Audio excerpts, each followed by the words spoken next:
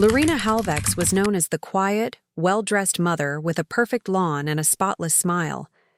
But behind the locked basement door of her suburban home, her 8-year-old daughter, Novi Halvex, was living a nightmare no one dared imagine. When the truth finally surfaced, it didn't just shatter the illusion of a perfect family, it exposed one of the most disturbing cases of child abuse ever uncovered. In a quiet neighborhood nestled on the outskirts of Columbus, Ohio, there stood a neatly kept house on Winder Street. Painted in soft cream with navy blue shutters, the home looked like a picture from a real estate brochure. The lawn was trimmed to perfection, flower beds bloomed with seasonal colors, and the mailbox bore the name Halvex in sleek silver letters. Anyone passing by would assume that the house belonged to a small, loving family that had found peace and stability in suburbia. And for years, that's exactly what everyone believed. The woman who lived there, Lurena Halvex, was the image of composure. She was always seen wearing perfectly ironed clothes, her dark hair tied into a neat low bun, her eyes hidden behind oval sunglasses. Her life, from the outside, appeared ordered and uneventful. She worked remotely as an administrative assistant for a logistics company and was rarely seen socializing beyond brief, polite greetings. Yet, she was known in the community as dependable, present at neighborhood meetings, responsive to emails, and never the subject of gossip. When it came to her daughter, Novi Halvex, she was viewed as a protective mother. Some even described her as over-involved. Novi, a quiet 8-year-old, was rarely seen outside. She used to ride her scooter along the sidewalk, giggling and waving at mail carriers. But over the past few months, neighbors noticed her absence. Her teacher, Ms. Rennell, had started to raise concerns. Novi's participation in class had declined. She seemed distracted, always tired, and frequently had small bruises on her forearms, behind her ears, and even once across her temple. Each time, Lurena had an answer ready. "She falls out of bed," she would say. "She's anemic. She bumped into a table corner." These explanations were always delivered calmly, with just enough detail to sound convincing. No one doubted her at first. Lurena was educated, soft-spoken, and rarely emotional, the type of woman who brought gluten-free cookies to class parties. She had even once donated to the school's fundraiser for special needs students. But then Novi stopped attending school for a full week. Lurena emailed the school saying her daughter had the flu. The school accepted it without much fuss. Illnesses come and go. But when Novi returned, her face looked different. Hollow. Pale. Her movements were slower, more careful, like someone afraid of sudden pain. Still, she never spoke up. When asked directly about her well-being, Novi always smiled faintly and looked down. "I'm okay," was her only response. Ms. Rennell didn't believe it. But how do you accuse a mother with a clean record and polite manners of something so vile without clear proof? It wasn't until Mrs. Kellhorn, the elderly widow living next door, spoke up that things started to shift. She mentioned to the mailman, offhandedly, that she often heard noises coming from the Halvex house in the middle of the night. Not just noises, crashing sounds, crying. Once, she heard what sounded like someone pleading. The mailman, disturbed by the story, casually brought it up at the local diner where one of the school aides happened to be sitting nearby. By the next day, the information made its way to Mara Tinsley, the school counselor. Mara had already been documenting her concerns. She had a file labeled Novi Halvex with printed emails, physical injury reports, and her own handwritten notes. She'd seen enough cases to recognize the signs of abuse, but everything about Lurena made the case feel impenetrable. There was no open aggression, no visible rage, just a chilling, almost surgical control over everything in her life, including, it seemed, her daughter. When Mara requested a home visit, Lurena responded via email with gratitude and said Novi had recently been emotional due to a vitamin deficiency. She even offered to provide medical records, though she never did. The visit was declined politely, citing work stress and Novi's anxiety around strangers. Behind the tidy curtains and manicured lawn, no one knew what Novi faced daily.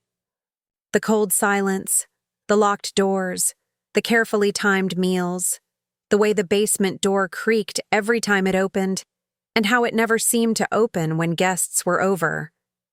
Winder Street saw everything on the surface, but what it missed, what it ignored, was the slow unraveling of a little girl's childhood behind those pristine walls. It wasn't until someone asked the right questions that the cracks began to show, and by then it was almost too late. Mara Tinsley had been a school counselor for nearly 12 years, and in that time, she had seen dozens of troubled children walk through her office door. Some had suffered from neglect, others from emotional trauma. A few had faced violence, but there was something different about Novi Halvex, something she couldn't quite explain. It wasn't just the bruises or the quiet demeanor. It was the way Novi seemed to vanish emotionally when certain topics came up. Like someone flipping a switch. One moment she was present. The next, her eyes would glaze over, her hands clutched tightly in her lap as if bracing herself for something. Mara had been keeping notes for weeks. Every time Novi came in with a new injury, every time she missed class without a clear reason, every odd behavior she showed, it all went into a manila folder locked in her filing cabinet. It was labeled in red ink, N. Halvex. Monitor closely. She couldn't act without evidence, but she also couldn't ignore her instincts. So she followed the proper protocol. She submitted a formal concern report and requested a welfare check through the district's liaison to Child Protective Services. That's when Darrow Nils was assigned the case. Darrow had been a child protective investigator for 5 years, known for being quiet but methodical. He rarely shared his thoughts until he had all the pieces. When he received the report from the school counselor, he didn't dismiss it, even though the mother, on paper, seemed spotless. He decided to start small, quietly, without alerting Lurena. His goal was simple: observe before intervening. Darrow's first step was to canvass the neighborhood, posing as a community health researcher. He knocked on doors, asked about families on the block, and collected informal statements. Most neighbors gave him the same impression. Lurena Halvex was clean, distant, and private. No one had seen anything alarming. No one except Mrs. Kellhorn. The widow was more than willing to talk. She explained that for months she'd heard unsettling sounds late at night. The dragging of heavy objects, muffled cries, what sounded like furniture being knocked over.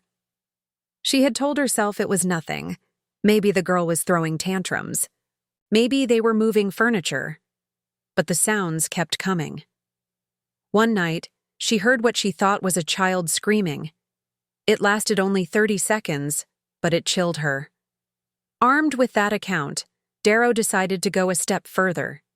He contacted a local security company that sometimes partnered with CPS for low-profile surveillance. He got approval to place a discreet, motion-triggered camera along the alley behind the Halvex house. Positioned near a line of trash bins and camouflaged with old branches, the camera had a clear view of the basement door. For 3 nights, nothing happened. Lurena went about her business. Trash in the evenings, lights off by 10, but on the 4th night, at 2:17 a.m., the camera captured movement. The footage showed Lurena in a bathrobe, holding what looked like a belt in one hand and pulling a small figure, Novi, by the wrist with the other. The girl wasn't resisting, but her posture was slack, like she had given up. Lurena dragged her to the basement door, unlocked it, and yanked her inside. A few minutes later, she came back out alone, wiped sweat from her brow, and locked the door behind her with 2 visible padlocks. Darrow watched the footage again and again. There was no mistaking it. This was not discipline. This was not a tantrum or a misunderstanding. It was abuse, undeniable, systemic, and calculated. He printed still frames and took them to his supervisor. Within hours, they had a court order in hand and a police escort ready. That same morning, Darrow knocked on the Halvex door with 2 uniformed officers behind him. Lurena answered, looking composed as always. Her tone was calm, even cheerful when she greeted them. She didn't resist, not even when she saw the court papers. But her expression changed slightly, almost imperceptibly, when they asked about the basement. "I'd prefer if you didn't go down there," she said softly. But preferences didn't matter anymore. The officers broke the lock. What they found in that dark, narrow space would stay with them for the rest of their lives. And what had started as quiet suspicion was now transforming into a full-blown investigation that would tear open the truth about the Halvex home and the horror that had been hiding in plain sight. The footage had left no room for doubt. For Child Protective Investigator Darrow Nils, seeing Lurena Halvex dragging her daughter into a basement in the dead of night was the final confirmation of everything Mara Tinsley had feared. It was one thing to suspect abuse. It was another to see it unfold on camera, raw and undeniable. With the court order in hand and local police by his side, Darrow approached the Halvex house on a Thursday morning under a gray sky. The wind had picked up, and the quietness of Winder Street felt heavier than usual, as if the neighborhood somehow sensed what was about to be revealed. Lurena opened the door dressed in a beige sweater and dark slacks. Her hair, as always, was neatly tied back. Her expression gave nothing away. She greeted the officers politely and stepped aside when they explained the reason for their visit. There was no resistance, no panic, just a quiet compliance that unsettled even the officers. Inside the house, everything was exactly as expected. Perfect. The air smelled of lavender-scented cleaner. The floors gleamed. The furniture was minimal and tidy, but it was all a mask. As the officers moved through the rooms, Darrow directed them to the basement door. It was located in a narrow hallway behind the kitchen, secured with 2 industrial-grade padlocks. Lurena stood at a distance, her face unreadable. When asked for the keys, she claimed she didn't remember where they were. The officers didn't. Wait. One of them broke out a small crowbar and with 3 sharp strikes forced the lock open. The door creaked as it opened, revealing a steep staircase descending into darkness. The air that escaped was foul, stale and damp, thick with rot and mold. Flashlights cut through the dark as the team stepped carefully down. The basement was a cramped, unfinished space with stone walls and a cracked concrete floor. Along one side was an old mattress stained with unknown fluids. A single blanket lay crumpled near the corner. A rusted bucket sat nearby, clearly used as a toilet. Chains were bolted into the wall, and one of them had a torn piece of fabric, still caught in the metal loop. A single flickering bulb hung from the ceiling, casting long, eerie shadows. And then they saw her. Novi was lying on the mattress, curled into a tight ball. She was barefoot, dressed in a t-shirt and pajama pants that were soiled and thin. Her arms were wrapped around her knees, and her eyes were open but vacant. When the flashlight landed on her, she blinked slowly, as if unsure whether what she was seeing was real. She didn't cry. She didn't speak. She simply stared. Darrow moved forward gently, crouching down beside her. He didn't reach out. He didn't need to. Her small body flinched at every sound, every movement. It was clear she had been down there for more than just a few hours. Her skin was pale and bruised in multiple places, and her lips were dry and cracked. The officers called for immediate medical support. As Novi was carefully lifted onto a stretcher, she clutched something tightly in her fist. One of the EMTs tried to take it, but she wouldn't let go. It wasn't until they were in the ambulance that her hand finally loosened, revealing a small broken piece of a plastic toy, a figure from a doll set, missing a leg and an arm. It was the only thing she had kept with her in the dark. Meanwhile, back at the house, Lurena sat silently at the kitchen table. She had been handcuffed, read her rights, and placed under arrest. She didn't ask about her daughter. She didn't react when told Novi was alive, but malnourished and needed urgent care. Her face remained cold, her eyes blank. When officers began searching the rest of the house, they found evidence of a life lived entirely in appearances. Notebooks, filled with daily schedules, pantry shelves organized by expiration date, and a stack of family photo albums where Novi appeared smiling, but always distant. Later, in a locked drawer in Lurena's bedroom, police found a worn leather-bound journal. The pages were filled with strange entries, ramblings about demons, cleansing rituals, and darkness that followed the child. Some pages had drawings of eyes, chains, and what looked like strange symbols. To investigators, it suggested something more disturbing than just control or discipline. It hinted at delusions, possibly dangerous beliefs that had shaped how Lurena saw her own daughter. But whether it was madness or malevolence, one thing was now clear. The truth of what had been happening in that house could no longer be hidden behind polite smiles and a perfect lawn. The reality had crawled up from the basement, blinking in the light, too broken to speak, but finally seen. The news spread quickly. By the afternoon of Lurena Halvex's arrest, Winder Street was swarmed with media vans, neighbors whispering behind fences, and investigators moving in and out of the house with boxes of evidence. To the outside world, the shocking discovery of an 8-year-old child kept in a locked basement was more than a tragedy. It was a betrayal of what everyone believed suburban normalcy to be.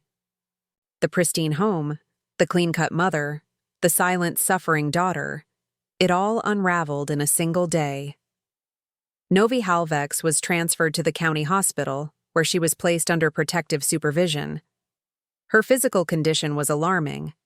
Severe malnutrition, bruises in various stages of healing, dehydration, and early signs of infection from untreated injuries. Her psychological condition was worse. She didn't speak. She refused to eat unless food was left alone in the room.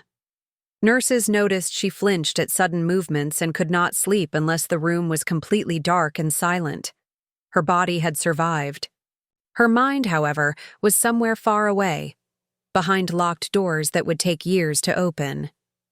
The hospital staff contacted Dr. Mireia Vallon, a trauma specialist known for her work with severely abused children.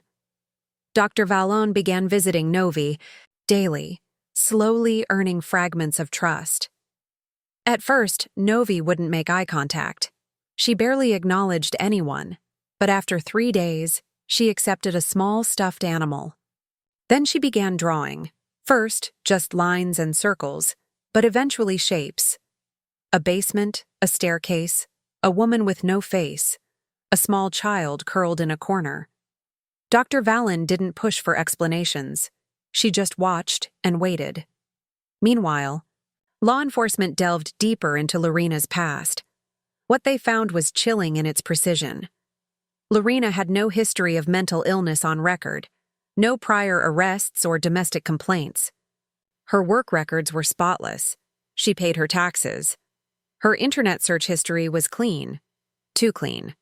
Investigators suspected she had been erasing her online activity regularly, but they recovered deleted files from her work laptop, including strange documents, typed confessions in cryptic language, files titled with words like obedience, dark roots, and purity. Most disturbing was a scanned image of a drawing Novi had once made in school. Lurena had titled the file, Symptoms of the Curse. Police turned to her journal for more insight. Page after page detailed a warped belief system. Lurena had convinced herself that Novi was infected by some spiritual darkness. She wrote about rituals of punishment meant to cleanse the soul. She believed that isolation in the basement was a form of protection, both for herself and the world. She referred to herself as the Keeper. In one entry she wrote, "If she sees no light, the shadow cannot escape her." This was not mere cruelty. It was delusion turned dangerous. Authorities attempted to locate Novi's biological father, but no records existed. Lurena had claimed he was an anonymous donor. Hospital birth certificates listed only her as the guardian. She had carefully built a world where she controlled every detail, where there were no witnesses, no interruptions, no escape. Prosecutors moved quickly. They charged Lurena with multiple counts: felony child abuse, unlawful imprisonment, endangerment, and mental cruelty. The most significant charge, however, was attempted homicide through prolonged deprivation. If proven, it could put her in prison for life. The public outcry was immediate. Social media exploded with outrage. News outlets ran nightly segments dissecting every aspect of the case. People who once nodded politely to Lurena in the grocery store now called her a monster. In the weeks that followed, Darrow Nils continued to piece together the timeline of abuse. With help from school records, testimony from Mara Tinsley, and medical evaluations, the story became horrifyingly clear. The signs had been there for years, but they were subtle: bruises hidden under sleeves, absences explained with lies, fear, masked by forced smiles. Everyone had assumed Lurena was simply a strict, perhaps overly cautious mother. No one had imagined the truth, and all the while, Novi remained silent. She was moved to a secure foster care facility under round-the-clock observation. Dr. Vallon continued her sessions, and slowly, traces of Novi's voice began to return. She whispered short sentences. She asked questions about the stuffed animal. She pointed at pictures. But she still never spoke of the basement or of her mother. For those working the case, it became painfully evident that while justice was being served, healing was another matter entirely. Novi had survived the nightmare, but survival did not mean safety, not yet. Not when her memories were still trapped behind the same walls that once held her prisoner. Lurena Halvex's trial began 6 months after her arrest. The courtroom was packed every day, the public fascinated and horrified by the woman who had hidden unimaginable cruelty behind a flawless suburban image. Journalists filled the press. Section sketch artists captured her stiff posture, and every movement was scrutinized as though each blink might reveal something deeper. But Lurena showed no emotion. She sat with her back straight, her hands folded, her expression unreadable. Just as she had always been. The prosecution built its case meticulously. They presented photos of the basement, medical records documenting Novi's condition, and forensic evidence showing the years of neglect and abuse. The surveillance footage was played before the jury. The room fell into silence as Lurena appeared, on screen in the dead of night, dragging her daughter through the darkness, locking her into a place meant to break her spirit. The images were undeniable, and the jury couldn't look away. Witnesses were called one by one. Mara Tinsley recounted her growing concerns over time, the changes in Novi's behavior, the quiet bruises, the dead stare. She admitted her guilt. How? She had tried to follow the right channels, but still hadn't acted fast enough. Darrow Nils detailed his investigation, how one cautious suspicion had turned into something far more sinister than anyone had expected. The medical experts described the physical damage to Novi's small body: severe vitamin deficiencies, muscle atrophy, and repeated trauma to her back and wrists. But it was the journal that shook everyone the most. Read aloud in court, Lurena's writings painted a disturbing picture of a woman obsessed with control and fixated on the belief that her child was spiritually tainted. She described Novi as a vessel of darkness and herself as the chosen protector. She detailed punishments, rituals, days spent without food or light.